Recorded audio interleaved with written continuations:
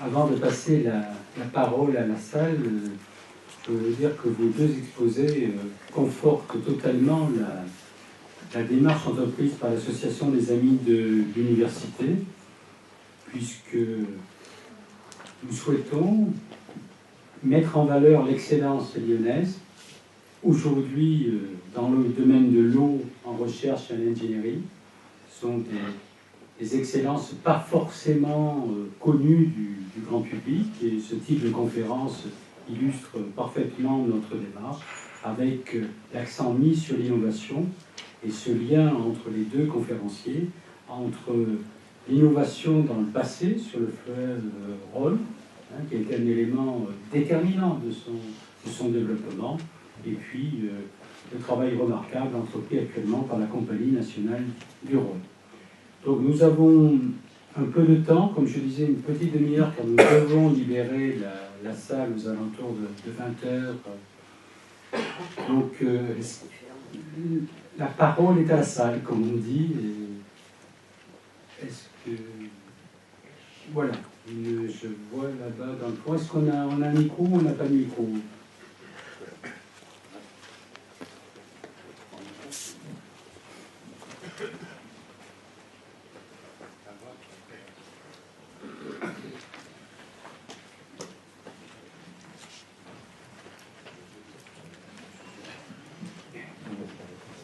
À quand est-ce que le Haut-Rhône, donc de Lyon au lac du Bourget, sera navigable?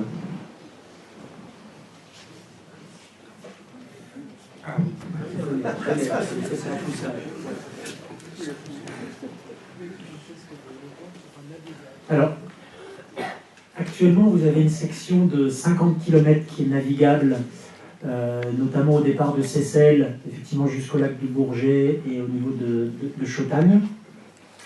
Il y a deux aménagements CNR qui ne sont pas équipés d'écluses. C'est l'aménagement de Brémé-Cordon, qui détermine en fait la fin de cette zone navigable. Et ensuite, il y a l'aménagement de Sobrena. Donc Sobrena, on est au niveau de l'Agneau en Berrion-Bugey, puis ensuite on retrouve ce qu'on appelle le Rhône libre, et le Rhône libre, lui, qui arrive jusqu'aux aménagements de Jonage et de QC. Donc il y a ces deux obstacles-là. En ce moment, on est en train, parce que c'est dans notre cahier des charges de la concession Rhône, de faire les analyses préparatoires pour la création de l'écluse au droit de l'aménagement de Brémé-Cordon. Voilà, donc à ce stade, le sujet qui nous concerne, c'est créer l'écluse de Brémé-Cordon qui augmenterait la zone de navigabilité de 50 km à peu près 90 km, parce qu'il y a tout un bief du coup, qui serait connecté. En revanche, il n'y a pas à l'ordre du jour de création d'écluse sur l'aménagement de Sobrena. Et puis même au-delà de Sobrena, ensuite, il y a effectivement un sujet d'écluse à QC. Vous avez aussi un sujet d'écluse si on veut vraiment avoir la navigabilité complète au niveau du seuil de Caluire. Le seuil de Caluire, c'est là où passe l'autoroute au nord de Lyon. Vous verrez, il y a une espèce de grande vague, comme ça, il y a des fois des kayakistes qui s'amusent là-bas. Et là, il y a le décaissement pour l'écluse qui existe, mais ce n'est pas une écluse qui est, entre guillemets, opérationnelle. Elle pourrait l'être s'il fallait. Voilà, donc il y a encore un certain nombre d'étapes avant une navigabilité complète. À ce stade, ma compréhension, c'est qu'il n'y a pas forcément une volonté des pouvoirs publics et des parties prenantes pour que cette mise en navigabilité soit effective de manière continue. Il y a une demande pour le Haut-Rhône, et notamment la connexion et l'écluse de Brémé-Cordon, mais il n'y a pas de demande pour que cette continuité de navigation se fasse de bout en bout, effectivement, lac du Bourget jusqu'à Lyon. Il y a même plutôt des parties prenantes qui sont assez fermement opposées. Pour aller au lac du Bourget directement. Si, en tout cas, pas à court terme, quoi. Oui, bonjour monsieur. J'ai vu un chiffre très intéressant, 100 millions de résultats nets pour 800 millions de chiffre d'affaires, c'est ça? Oui. Donc 12% de rentabilité, vos actionnaires doivent être contents? Oui, j'imagine. Oui. J'attendais la fin. Avec quel effectif vous faites ça? Pardon? Quel est l'effectif? Alors l'effectif, c'est 1400 personnes. 1400 personnes, on a à peu près on va dire 600 personnes sur Lyon, donc au siège, sur des fonctions d'ingénierie, de pilotage de grands chantiers, puis sur des fonctions support. également pour notre laboratoire. Et puis sinon, on a 800 personnes qui sont réparties tout le long du Rhône, donc sur tous les aménagements. Donc ça va de Génissia à Lamont jusqu'à les gens qui sont à Port-Saint-Louis au niveau de l'embouchure avec la Méditerranée. 1400 personnes. Alors je ne vous cache pas, effectivement, c'est les résultats de l'an dernier. En l'occurrence, le contexte économique sur le marché de l'électricité a été fortement perturbé ces 6 derniers mois avec on va dire une grande dégringolade des prix du marché de gros, puisque le marché de gros était autour de, il y a encore un an et demi, autour de 42 euros le mégawattheure. Mégawattheure, on va dire, c'est l'unité classique avec laquelle on raisonne, donc 42 euros. Aujourd'hui, quand on vend de l'électricité sur le marché de gros, on le vend à 25-26 euros. Donc voilà, 42 euros, 25-26 euros. Voilà, donc ce résultat, c'est pas évident qu'il soit maintenu, en tout cas dans les prochaines années. Mais bon, on est aussi sur des marchés qui sont cycliques, avec des périodes où effectivement il y a des marges plus importantes et d'autres périodes où c'est plus complexe. Il y a des liens avec le prix du pétrole ou... Alors oui, comment s'explique en fait cette chute du marché de gros de l'électricité? Il y a plusieurs paramètres. D'une part, un déséquilibre offre-demande, ce qui fait qu'il y a plus d'offres et une demande qui n'est pas si consistante que ça. Pourquoi il y a plus d'offres? Parce qu'en fait, chaque année, on met des moyens de production d'énergie renouvelable en plus sur le marché, dans le cadre de la transition énergétique. Mais en face, on ne démobilise pas tant que ça de moyens de production. Alors, il y a des centrales au charbon qui ont fermé en France, ça c'est vrai. Mais voilà, le parc nucléaire, la plupart des infrastructures restent en place. Donc, c'est-à-dire l'offre augmente. Et en face, la demande, on pourrait se dire que la demande va augmenter parce qu'il y a de la croissance, etc. Or, la croissance économique est relativement atone, donc elle ne soutient pas très fortement la croissance de la demande électrique. Et par ailleurs, il y a aussi de l'efficacité énergétique qui se met en place. L'efficacité énergétique, si vous projetez par exemple rien que sur les 3 ou 4 prochaines années, on estime que l'efficacité énergétique permettra de supprimer à peu près 3% de la demande d'électricité française. Donc en gros, si la demande devait croître par croissance naturelle du PIB de 1 ou 1,5% par an, en fait cette croissance, elle est de toute façon annulée par la démarche d'efficacité énergétique qui est mise en place, que ce soit pour les particuliers ou les entreprises. Donc une demande atone, une offre qui croît, et puis derrière, effectivement, un prix des hydrocarbures qui s'est effondré. On va avoir un pétrole qui est autour de 25-30 $. Et en fait, le baril et ce marché des hydrocarbures, en fait, il structure le prix de l'électricité. Pourquoi? Parce que, certes, quand vous produisez avec du nucléaire ou de l'hydraulique, on pourrait dire, ça ne dépend pas de l'hydrocarbure. En revanche, suivant les moments de la journée, il y a des moments où vous êtes obligé d'appeler certains moyens qui vont fonctionner avec les hydrocarbures. Donc, notamment quand il faut appeler des centrales au gaz, voire dans les périodes de grande pointe, quand il fait très froid l'hiver, des centrales au fioul. Et donc à ce moment-là, ces moyens-là, c'est ce qu'on appelle des moyens marginaux, sont appelés sur le marché, ils vont définir leur propre prix de marché.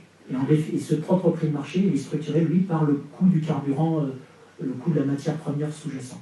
Et donc il y a des périodes structurantes du marché électrique où effectivement, c'est le coût des hydrocarbures qui structure notre prix. Et donc du coup, quand ce prix baisse, eh bien, ces moments structurants de fixation du prix de marché sur le seuil des hydrocarbures on se retrouve avec des prix effectivement orientés à la baisse. Voilà. Et donc du coup, le prix moyen de l'énergie sur l'année baisse aussi, lui, consécutivement à la chute des hydrocarbures. Question, cher Fontaine.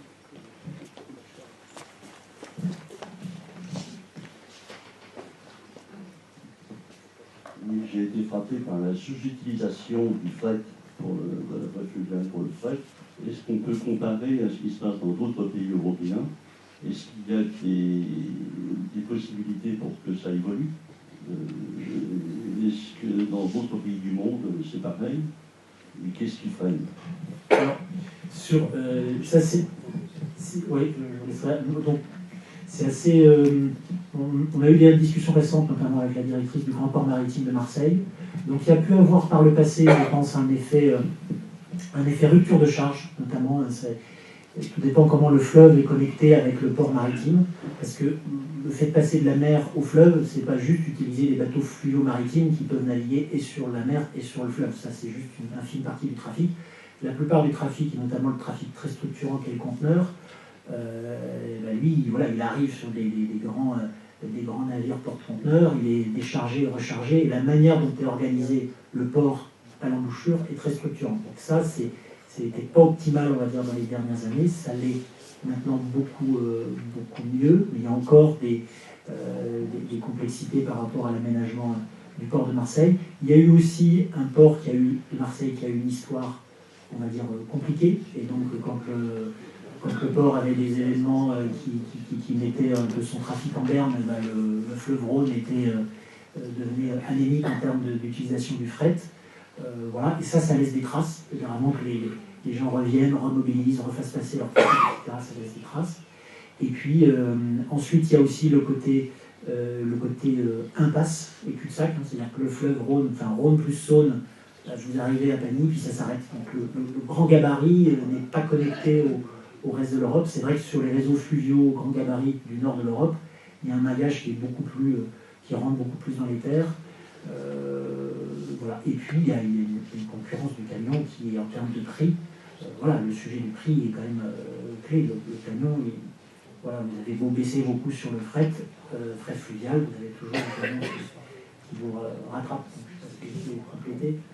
En tout cas, notre analyse. Je peux compléter effectivement, d'autant plus que l'Alliance des Rodaniens va organiser cette année son voyage d'études sur Duisbourg, Rotterdam et Anvers. Donc on commence un petit peu à étudier, à regarder les choses.